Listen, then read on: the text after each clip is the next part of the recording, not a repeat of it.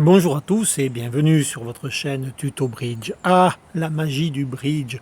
Chaque jour à la table, nous constatons qu'elle repousse les limites du vraisemblable, au point que nous nous émerveillons de savoir créer des levées ou de supprimer des perdantes. Ici, voyons comment, par un triple tour de magie, Sud va réussir son chelem 6 piques sur l'entame d'ouest du roi de cœur. Bien sûr, avec Sud, nous allons prendre le temps d'examiner la situation.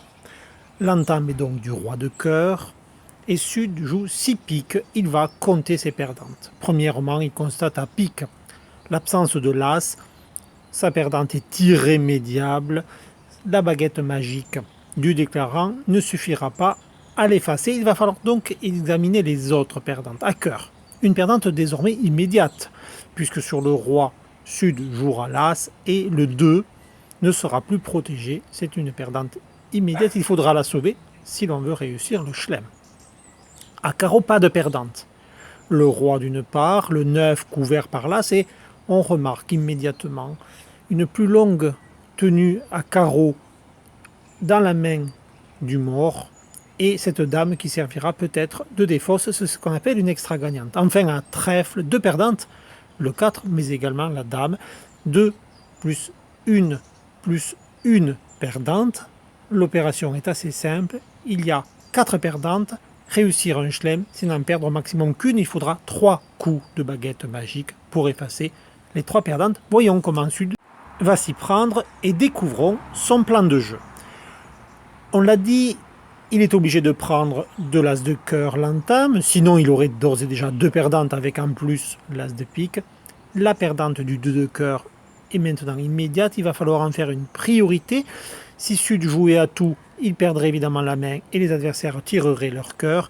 Il va donc défausser, c'est la première solution, le premier coup de baguette magique, ce 2 de cœur sur l'extra gagnante de Nord. Nous avions 4 perdantes, l'as de pique est définitivement perdu, le 2 de cœur est sauvé, il faut s'occuper maintenant des 2 perdantes à trèfle.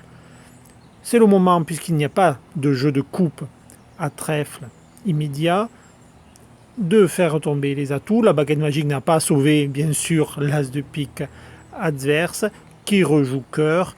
Pas de difficulté, nous reprenons en main. Dernier atout adverse capturé, et il fallait garder des honneurs à Nord pour pouvoir jouer maintenant petit vers la fourchette. C'est le principe de l'impasse, on vise entre 2 honneurs, bien au milieu, en espérant que l'honneur manquant du milieu se trouve avant la fourchette.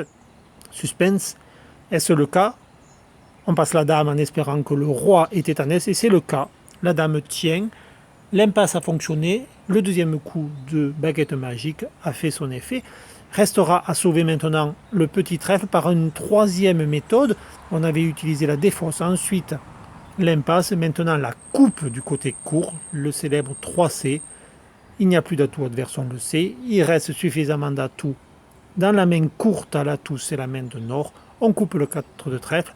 Merci beaucoup Marc Kerleoro pour avoir inspiré ce coup qu'il appelle CDI, coupe, défausse, impasse. Merci à tous, à très bientôt sur Tuto Bridge.